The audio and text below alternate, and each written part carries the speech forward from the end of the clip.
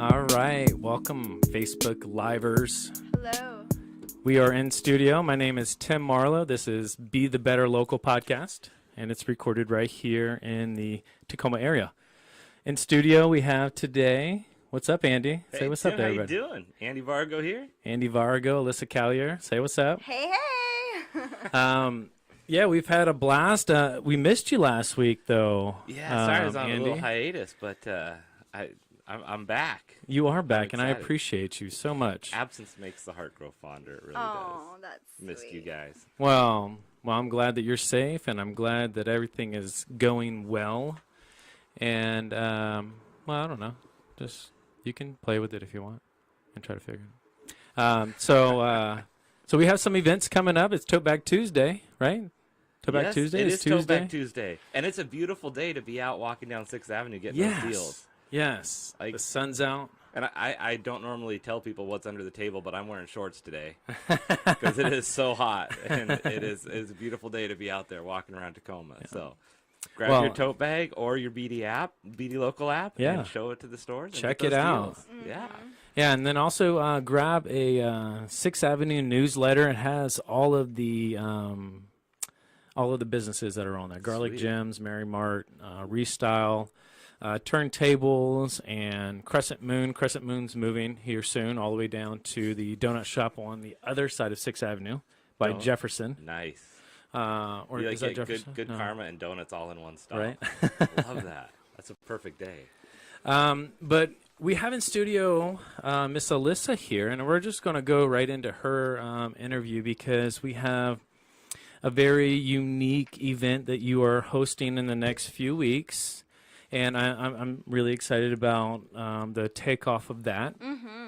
And but I want to kind of go a little bit, like I was telling Andy earlier, I just want to kind of go a little bit deeper into these questions since we've had you last. We had we reached over 1,000. I think it was about 1,200 people on that interview after I had done the post-production edit of it, and it was just all of us.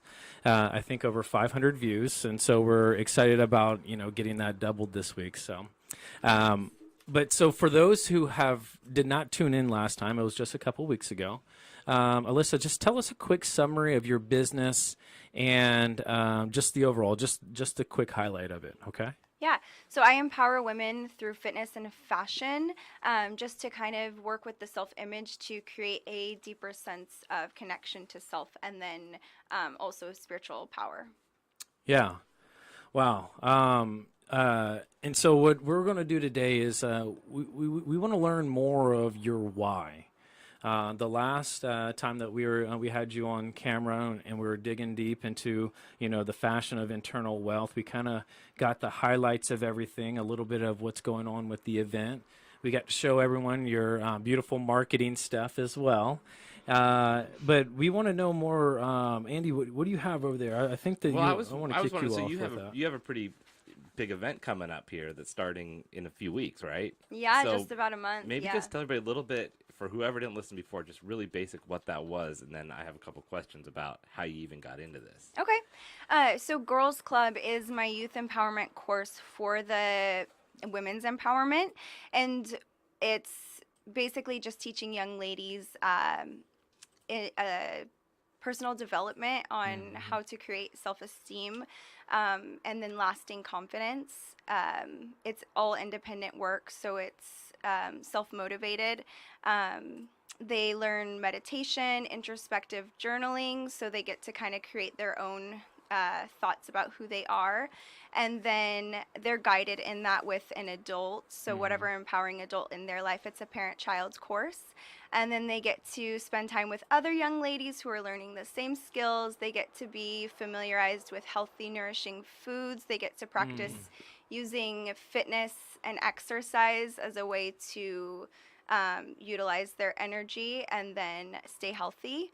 And I think that's all I have. That sounds like plenty. Yeah, I mean, it's that's a lot. fun. Any one of those things is hard for a person to tackle as an adult, let alone at that point in their life. Yeah, so but 3 hours of a Saturday spent with these girls and their parent or empowering adult just to learn these things. And what was the inspiration for you to create this girls' club? Yeah, so I come from a very delicate childhood in my relationship, particularly with my mother. Okay. And so I did grow up watching her struggle with her self esteem. And then that also was rooted into my upbringing. So self esteem is something that I struggled with immensely. And I have seen it in young ladies who I've worked with since being in child care as my professional like work background. Right. And so just watching, well, healing through what I've struggled with and what I've seen my mother struggle with, I think that bond with the way that I admired my own mom created a sense of like love and like passion in me to Yeah. do empowerment for other women so that they wouldn't have to struggle with the same things. And then healing past it for myself, and then watching young ladies struggle through it also. I wanted to create something that would do like a more general healing throughout my community. Thinking back to your childhood, what can you? What were those moments? What can you bring to life? Some of those, some of those vulnerable moments in your mom's life that you noticed her having to go through and then overcome. Yeah, my mom actually did not overcome the things. She actually is homeless. She's been living on the streets for about 20 years. But where it began for me is just transparently, like I was about 8 years old. My stepmother raised me, so I had a safe place to go. But my mom started a drug addiction, and it was very subtle to an 8-year-old perspective, but she would lock herself in her bedroom and have friends in there or something. And for hours at a time, I would sit outside of her bedroom door, which was locked, wanting to just be near her in her space and in her presence. But she would say things like, "Oh, not right now. I'm busy. I'll be out in a minute. Okay, I'm coming out right now." And I would just be out there like begging and longing for her love and affection. And she wasn't coherent with herself because that's where the drugs were beginning. What's so powerful is hearing you talk about a little girl who wants the attention and the leadership from an adult woman. And that's beautiful, because that's exactly what you're helping give back to other children, but also help through the Girls Club, because there's also a mentoring adult there. Yeah, and I guess just knowing that as a child I didn't have that stability from the adults in my life, giving children the power to instill that stability in their own lives is very empowering, and it's essential too. Yeah. Right. Yeah, I can see why you're including the moms, or the the stepmoms, the aunts, because it starts there, because each child is looking for a role model, some sort of superhero, and unfortunately, the times that we live in now, there's been a lot of YouTube Kids stuff, and so tablets and Netflix, it's not always the answer. Enjoy family time and movies and popcorns and stuff like that. But you don't go to the movies every day, right? Yeah, but we go to Netflix every day, or we go to YouTube every day, and so there's that dividing line that that needs to be changed, and there's a huge influence with what you have going on, and how that's going to parallel and really eliminate some of those YouTube hackers like Momo. Yeah, I haven't studied up on Momo, but I've heard about it. I've seen the picture. My daughter knows of it, and fortunately, she hadn't come across it herself. But at the same time, we invest as much time as we can when we have her, and even though that she does watch Netflix and she does love My Little Pony and all these different things. Right. I mean, it's well, and people forget that things like Netflix or YouTube, it's a one-way medium. You don't have feedback from the child back to that. Yeah. And you wouldn't want that being their direction anyway. Yeah. But humans, adults and children, but especially children, they need to be able to share their feelings and share their fears and get feedback from a real live human connection. Yes. Wow. So last time we talked a little bit about the oppression of women in society. I want to understand your views more on that. Are there? I want to know what were the examples that, as growing up, even as an adult now, some things that you may face. Are you overcoming anything, or did you have a challenge yourself, or are you really truly taking the wisdom from the example of your mom and trying to be better? Which, I mean, that's humbling to say, but that's wisdom. Thank you. All of the above. Okay. So I also not only see an oppression in women in general in society, and there's so many avenues in which that happens. In my life personally, it's just been in professional fields or in scenarios where men feel privileged to speak to me a certain way because of makeup or clothing that I choose or whatever, or maybe how I present myself. And so I think that that's one way that I personally have experienced it. But I also see oppression for children too. They're not adults or anywhere. We don't always know how to communicate with children, and so they have, we get into bossy mode or I said so. yes, exactly, or we shut them down or whatever it is. And so there's an oppression in children, and there's also an oppression in women that I see that I want to kind of like level out the playing fields for like human connection to actually be the driving factor. Wow.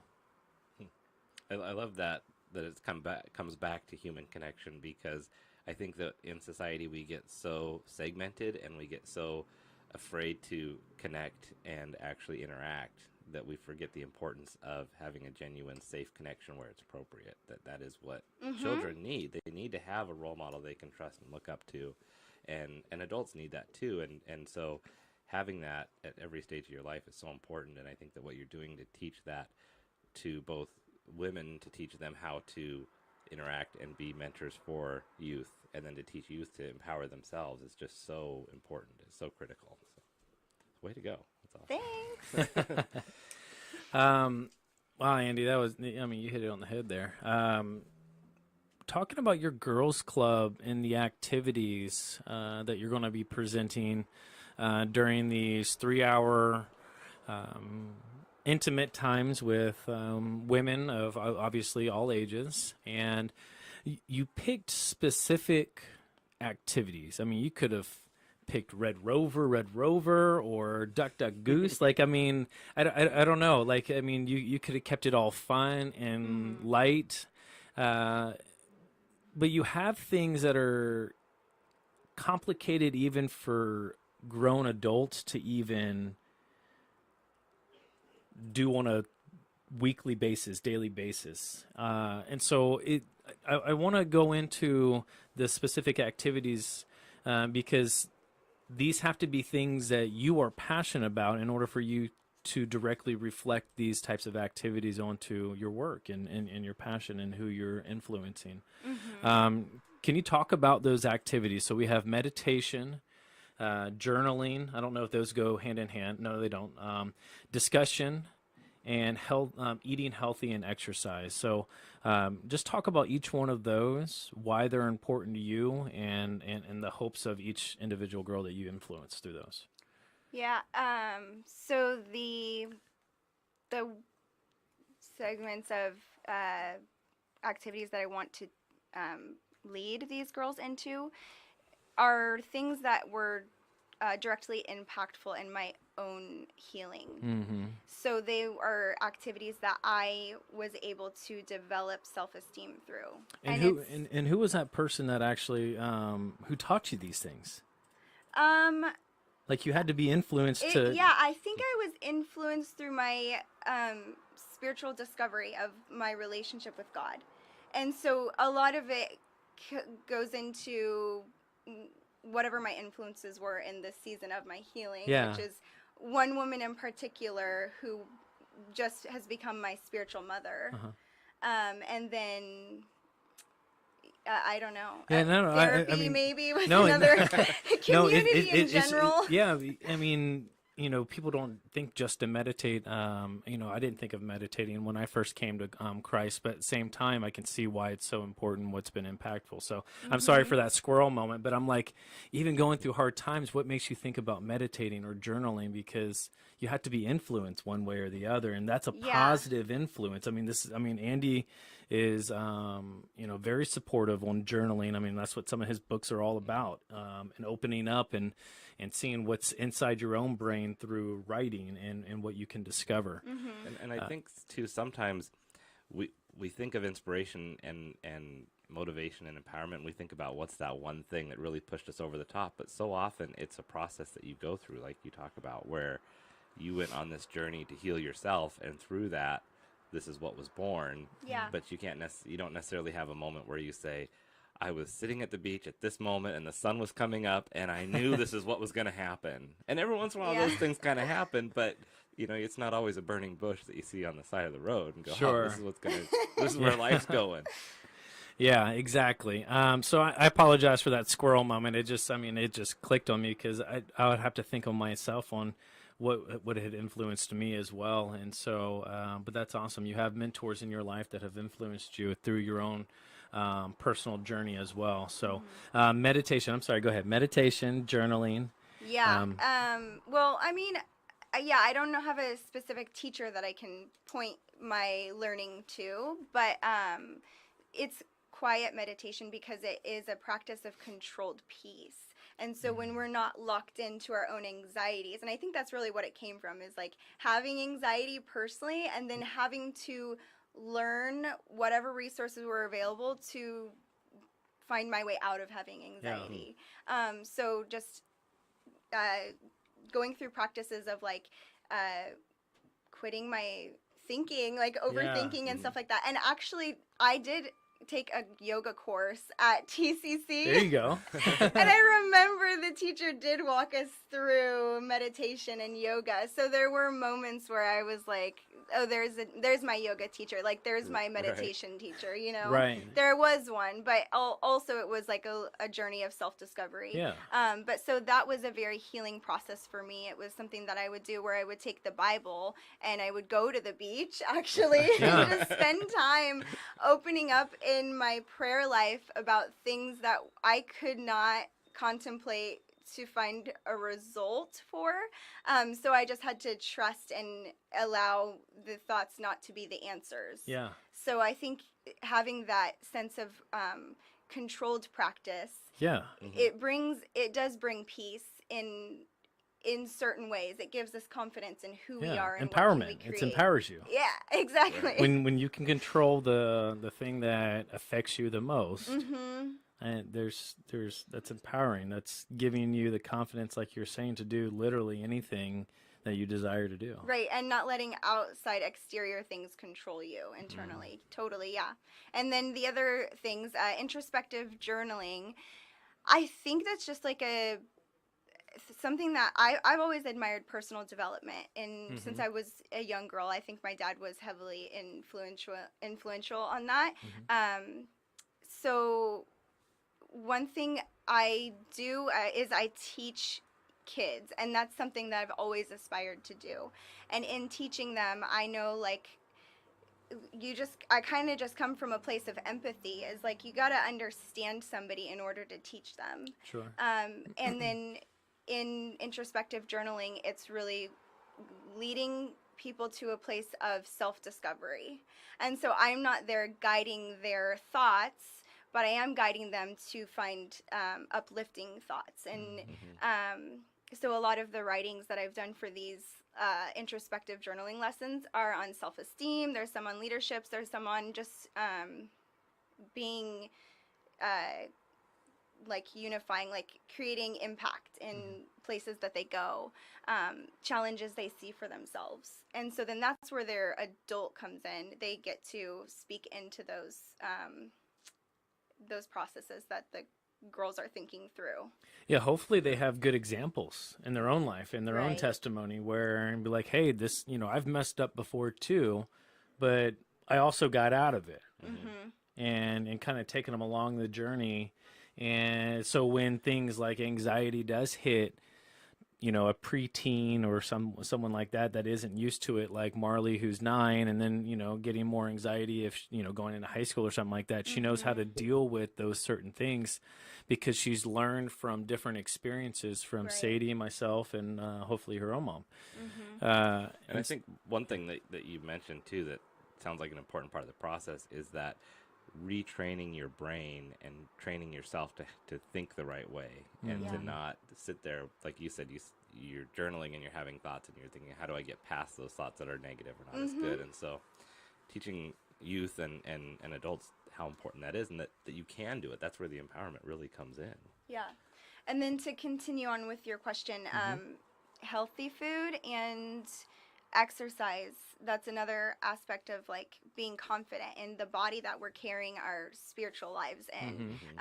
It's just it is independent work. I think as a kid I didn't recognize what was healthy, what food was healthy. I always wanted to know like what food was healthy, but then there's like the things that were fed anytime. Like kids are just, you have to feed kids so they don't care. They don't ask questions. Chicken nuggets and green beans for the longest time. Exactly. Yes. And so like in my early 20s, I had to recognize like, oh wait, these foods that I think might be healthy are kind of not the most healthy. And so breaking down what is actually healthy for kids and or for our bodies, not just kids. And then also utilizing that energy that we're fueling our bodies with in exercise and not carrying extra weight baggage for ourselves. Yeah, that sounds very impactful. It sounds very detailed.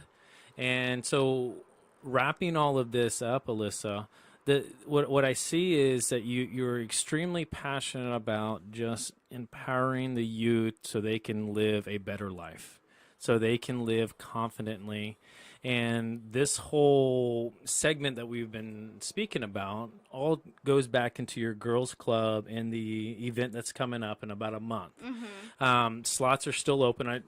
Slots are still still open. So, and where do we go to find that? It'll be in the comments, I know. Yeah. But thefashionofinternalwealth.co/youth. There you go. Right. So thefashionofinternalwealth.co and then the youth tab. Awesome. Awesome. So definitely contact her. Get on board. I think it's April 20th. April 20th and 27th. And 27th. May 4th, May 11th. It's a commitment for the course, and it's 3 hours every Saturday from 10 a.m. to 1 p.m. And so this girls' club isn't only empowering the youth and the young women, but it's also giving a confidence to the mentor in their life as well. Yeah, and helping them understand their young girl on a deeper level. Yeah. It's Awesome. really good for relationship building, for sure. Totally, yes. Intended for it. Is there anything else that you want to leave our audience with while we wrap this segment up? I mean, I think it Go was all sign up, covered. right? Yeah. Please Yeah. empower your young girl. Bring her through this. Yeah. And you get to be the leader of that. So it's very enriching to her life in general. Yeah, awesome. All right. Well, thank you so much. We're going to do a quick segment from our sponsors, get in our next guest as well. Thank you so much for coming back and just diving deeper on your why, because this is what's your passion. This is what's getting changing the lives of all the women that you come in contact with. So thank you so much. Thanks for having me. All right. See ya.